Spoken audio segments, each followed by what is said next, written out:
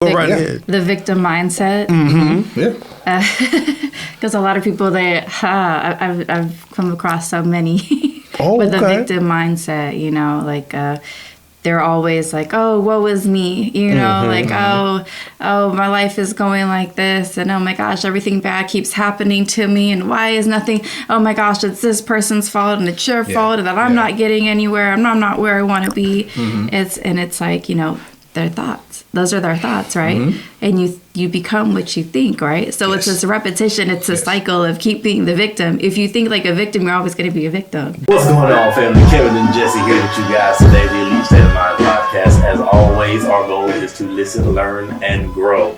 Miss Mia, how you doing today? I'm doing well, thank you. How are you? I am doing well.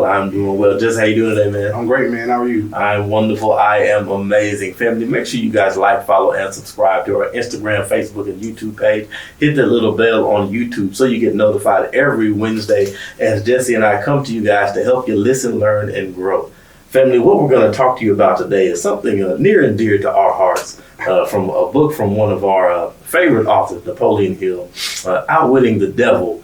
And in that, he talks about the drifter.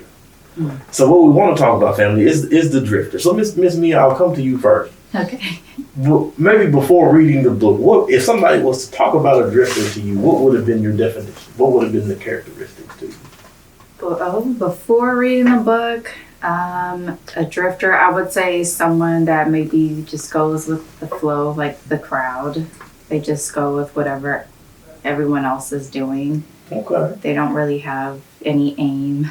They're just kind of going. just kind of going along, wandering around. Jesse, what is the drifter to you?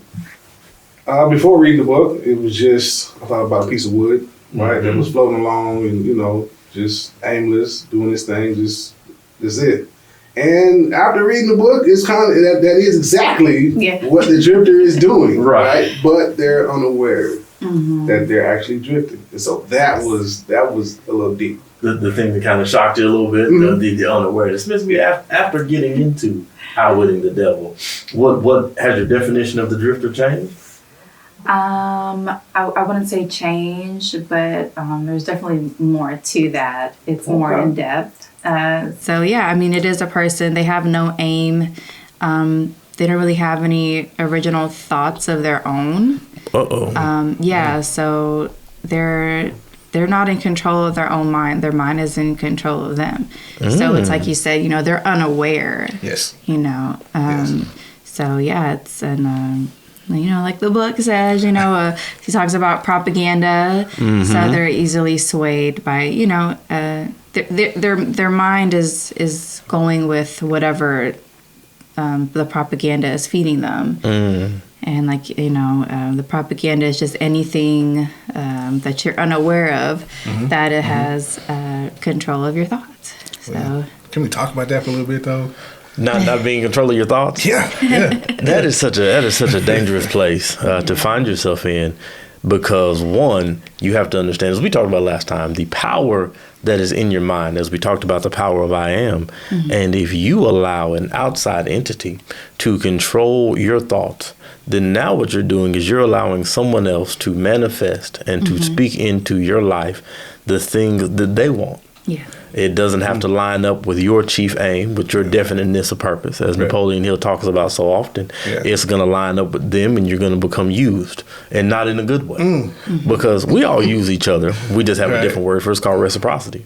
Now, the thing of it is, that reciprocity means that we're both giving something. Right. But the antithesis is that when somebody's just using you, you're getting used for all your resources, time, money, emotions, whatever the case may be, and getting nothing or very minimal in return.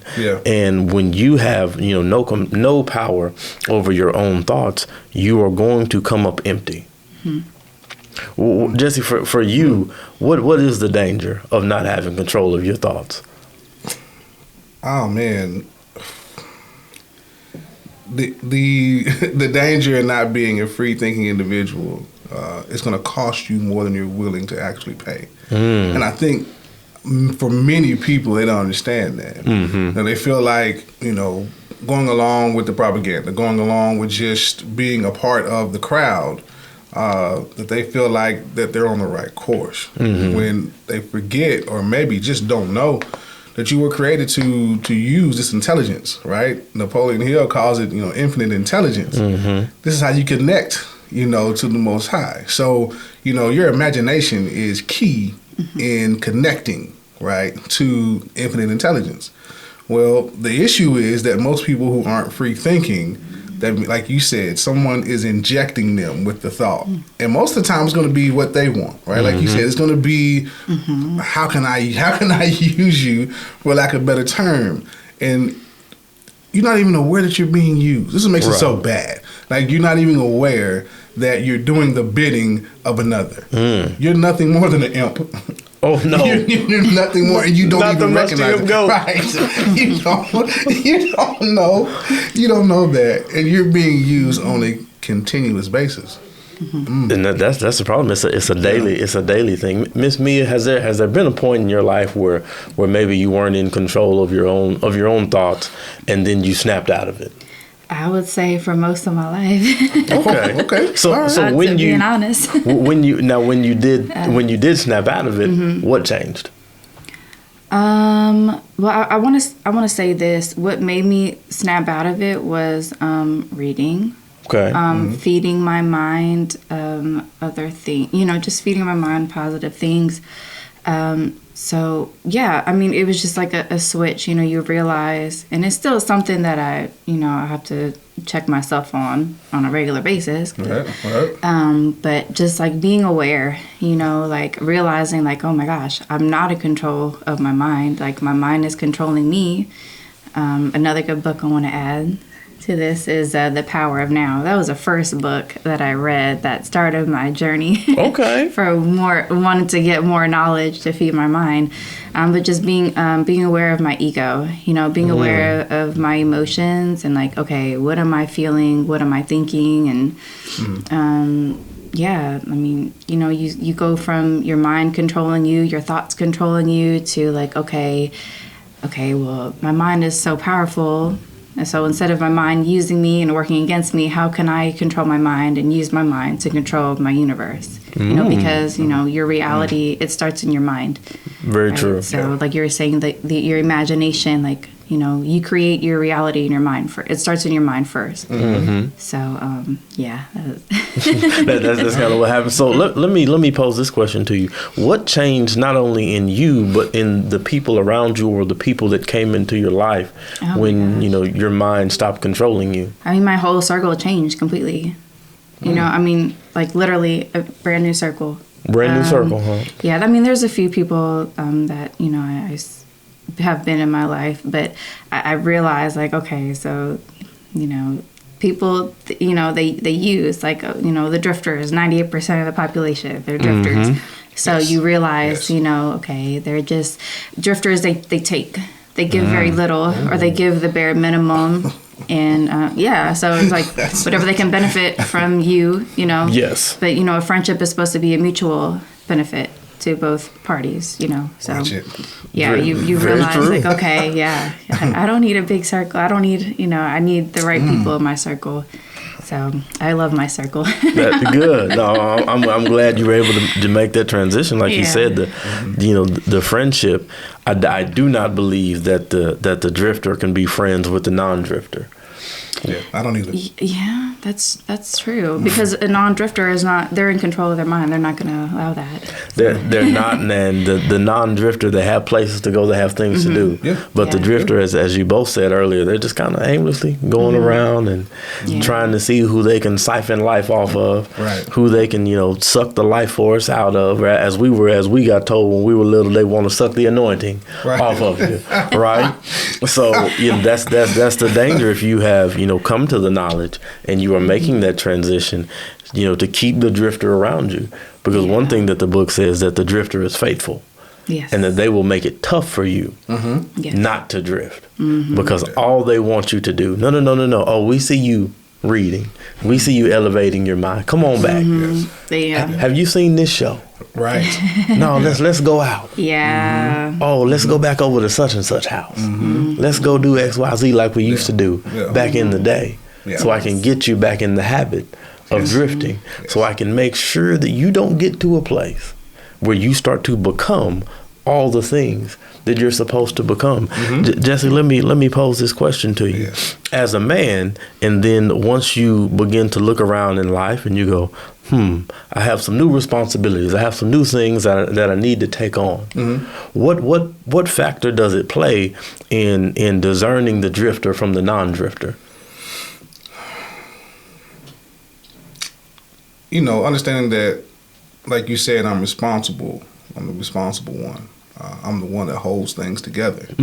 So I can't allow someone who is not going to use the totality of their faculties to even be inside of the realm that, because we all understand the people that we're around, the 5 people that we're around, we become those people. Right. So if your pursuit is to become more, and you know, we're talking about manhood right now. So if your pursuit is to become more, if your attempt is to master manhood, then you have to be able to take an inventory of those who are around. Right. Right. It is a checklist. People go, "Oh, you shouldn't have." Yeah, you should. Because the checklist is how you actually get things done. Right. It's how you're able to make progress. What's measured can be managed. Very true. If you're never measuring to determine, hey, on what level of manhood am I operating at right now? And what areas do I need to grow? Am I good at providing? Right? Our grandmother would tell us all the time, a man that does not work does not eat. Doesn't eat. Right? And anybody who's not taking care of these basic things, right? This is what Freud and those guys call the reptilian mind. These basic things that have to be taken care of. As a man, there are certain things that you have to take care of. One of those things, like our aunt said all the time, you have to be gainfully employed. Very true. Why is that? Because you don't know exactly what's going to come in the future, right? It's not popular, right? It's not popular to work a 9 to 5. True. Right. We live in an era right now. Everybody's on, social media. And I want we want that dope boy money. Oh, I'm over here and I'm, an entrepreneur. What? No, you're not.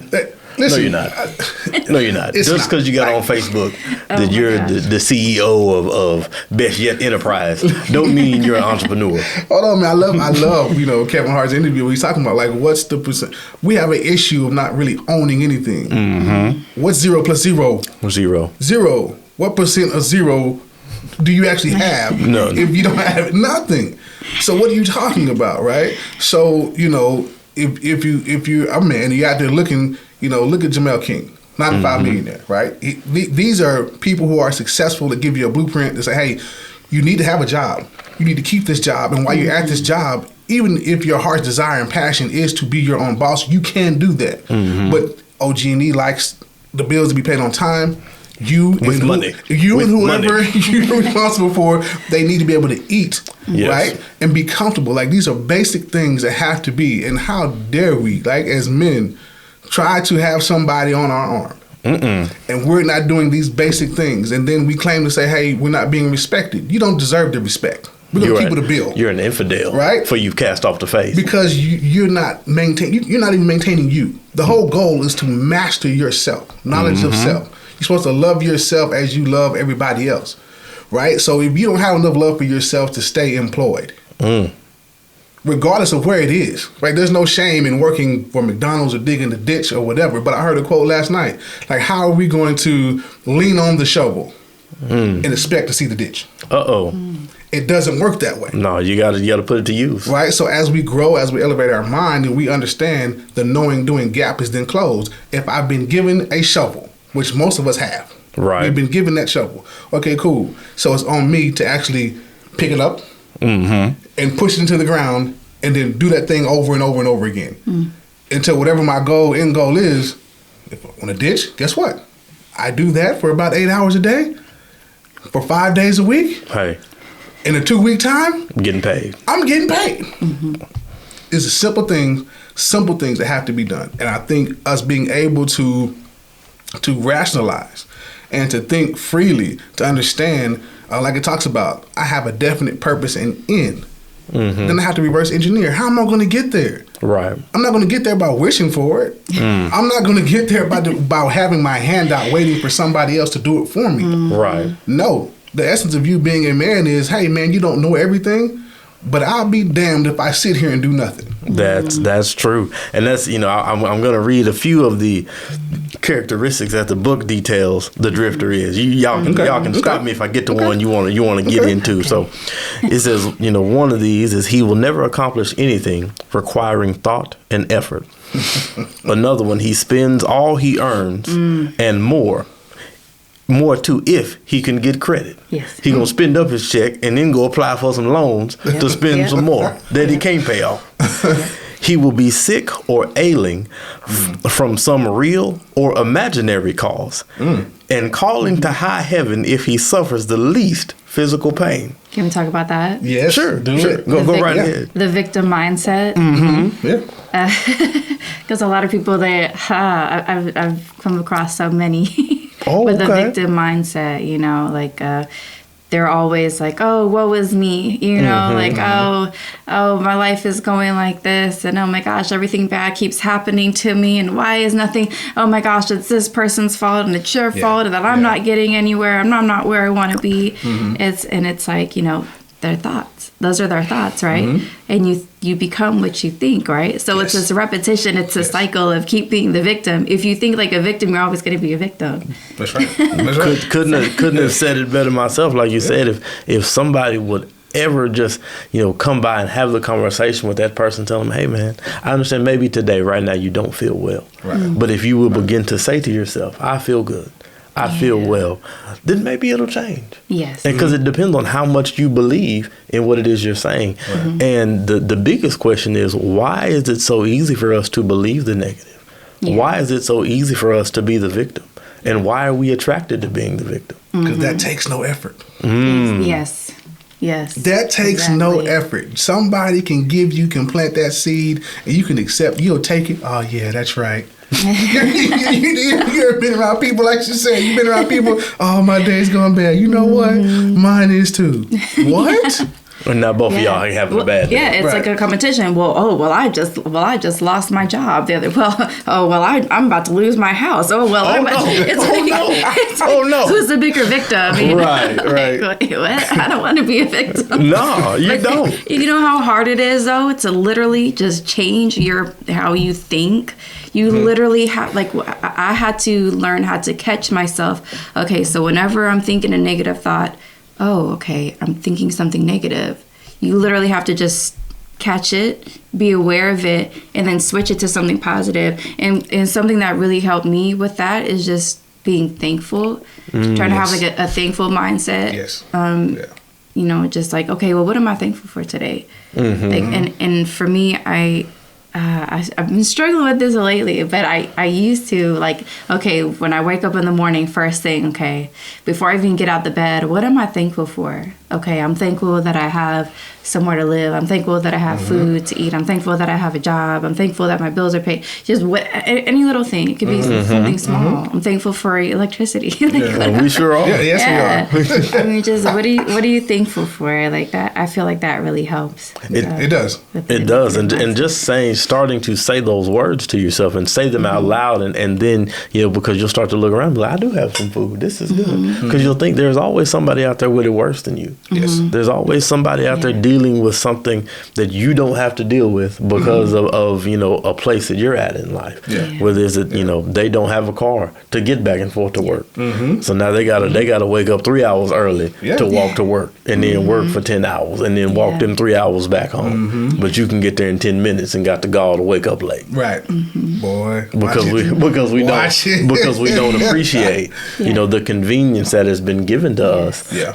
And a lot of times that's because it was given to us and not earned by ourselves. And when things are always given to you, you have a very strong possibility to become the drifter. Yes. To become that person that just, like you said earlier, I'm just having my hand out because that's how it's always been. You expect something out of nothing. And that is what Napoleon Hill says. There is no such thing as something for nothing. But, we live in a nation where, so often we feel entitled and not in a good sense. Right. Not that I'm entitled to the opportunity, but I'm entitled to the result. Right. Yes.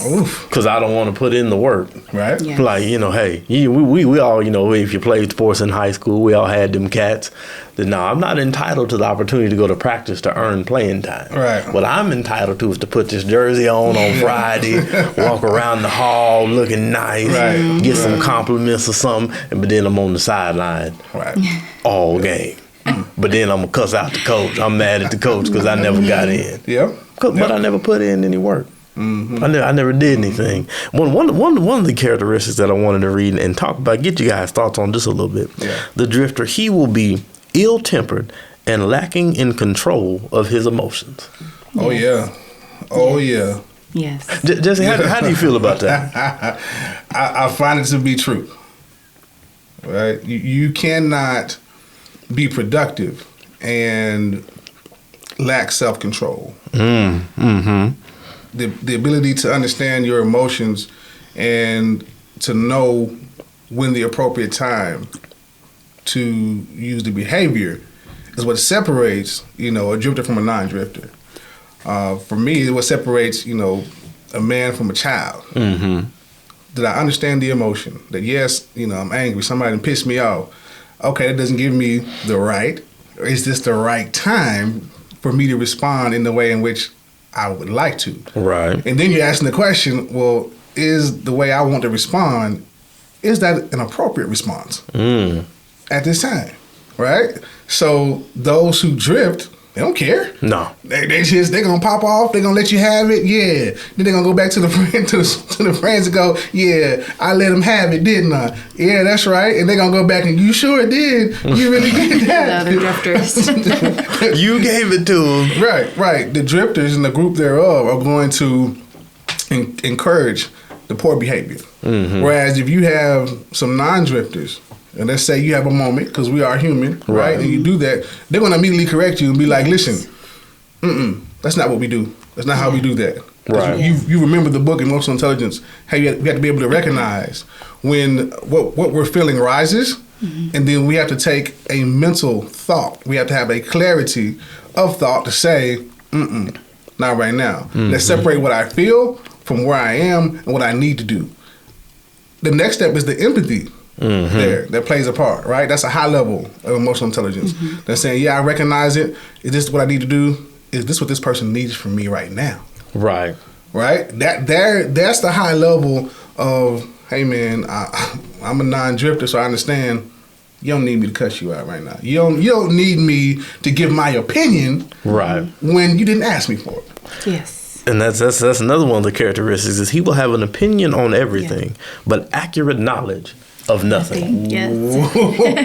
That's a good one. For me, there are so many of these people out there, and I understand, just in conversation, whether you're talking about politics or sports or, whatever may be going on in the world, we all have opinions on some things, but they are so misguided often. They are so misled because I didn't formulate them myself, as you both, alluded to earlier, that the drifter, is not in control of their own mind. So my thoughts and my opinions are not my own, but they are either of my parents or other people in my family. They're my coworkers' opinions. They are the TV personalities' opinions and thoughts.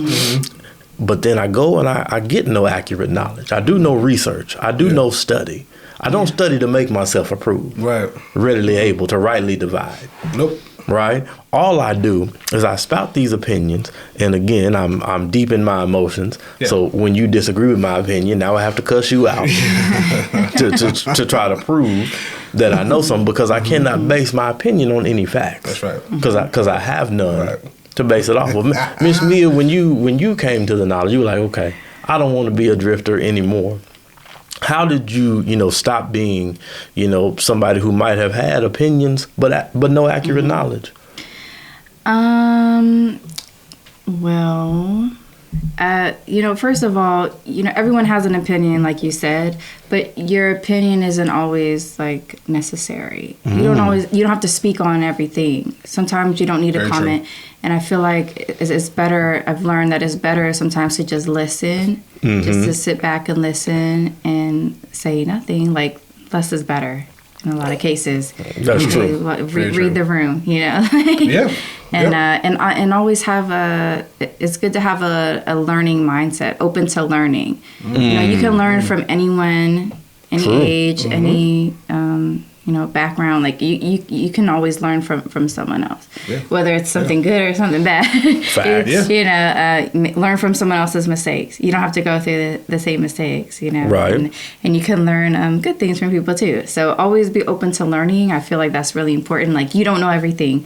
You know, a drifter think they think they know everything. You know, like you said, it's just opinion. It's not based on fact, but they know everything. Right? They're not open to learning. Like, oh yeah, I got it. I don't know what I'm doing. I got it. They're very close minded.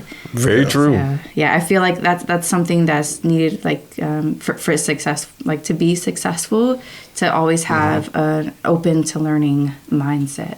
You have to be open to the aspect of education, because so many of us we stop our educational journey.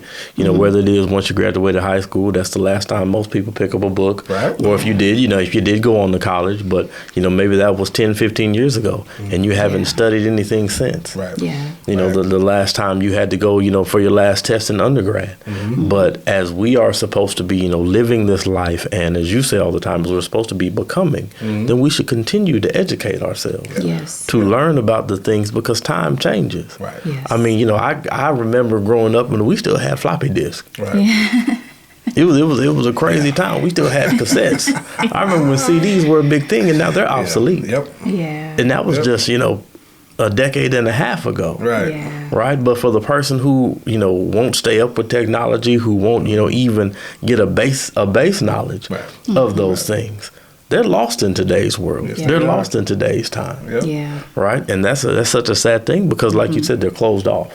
Yeah. To all of those things and all the opportunities Yeah. that it can provide, for us. Jesse, let me ask you this question. When reading about the drifter, what was your favorite part when learning about the drifter? I think for me, is understanding what stood out is that, the opinion aspect, because I think I've dealt with that a lot. And after reading that, you think back of, upbringing and all that stuff. You're like, oh man, I ran into a lot of people who were positioned as experts, and they were operating in fallacy, right? Because they really couldn't back anything up, right? It was all emotion based.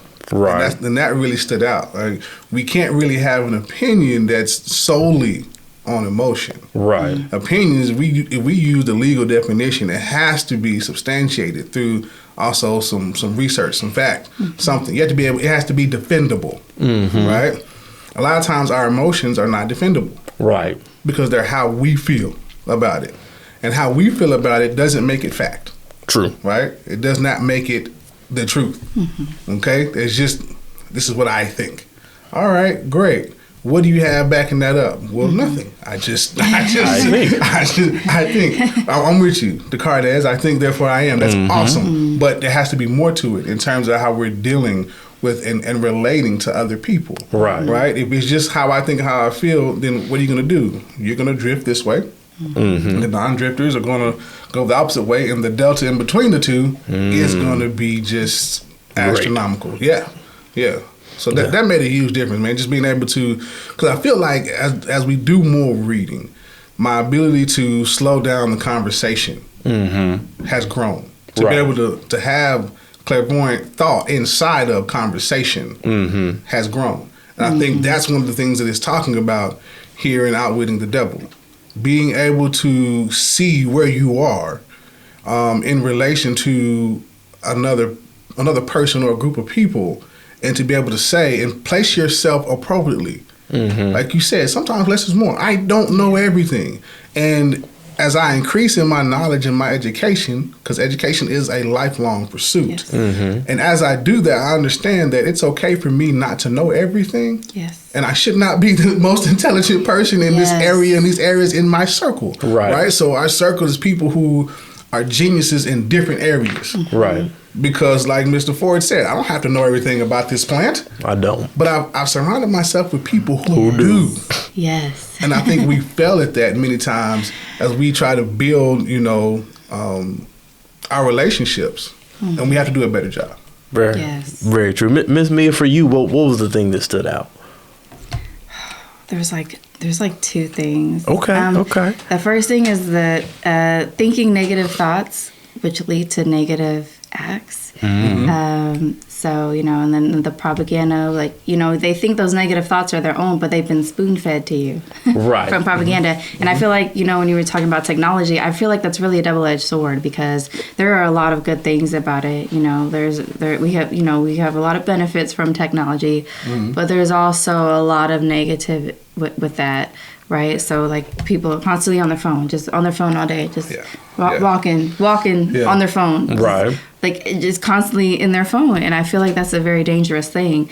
It could be a good thing if you're doing research on a subject, or you're reading a book on your phone or something like that. But most of the time it's social media. I feel like that's a big one. And I feel like that's the main source of propaganda now is social media. And I used to be that person just depressed, just on my phone, just looking for stuff to make me laugh, make me just constantly on my phone. I feel like that's not a good thing. We're feeding our minds with the propaganda. It's not our own thoughts. It's other thoughts. So we got empty calories.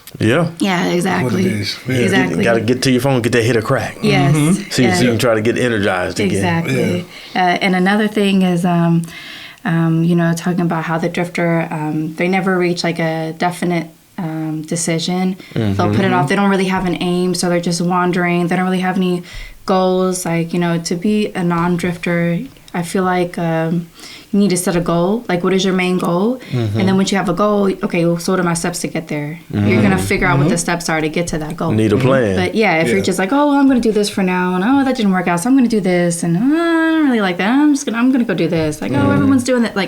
And then failure. People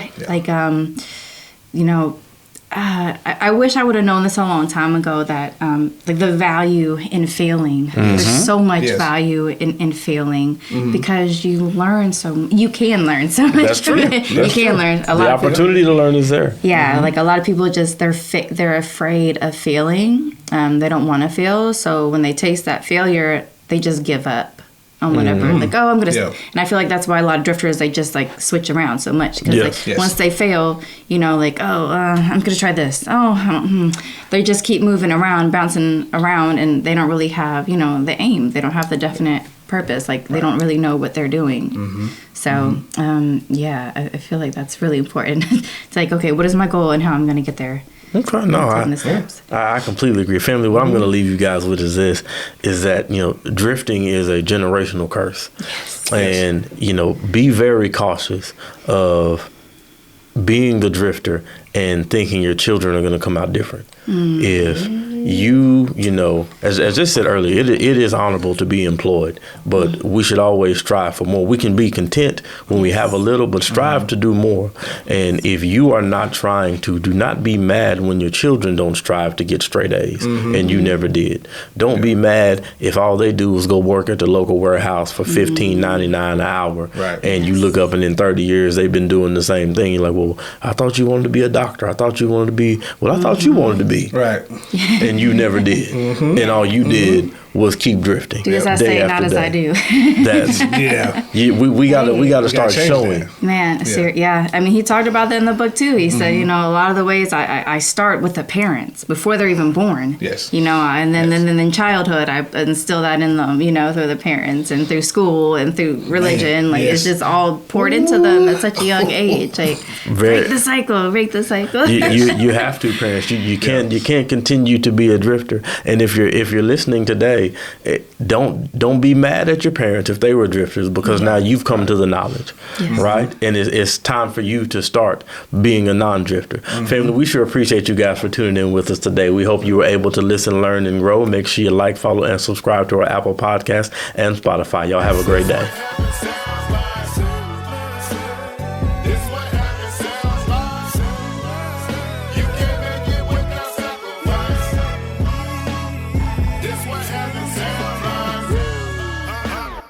Look back on my room, stepping around with the crew.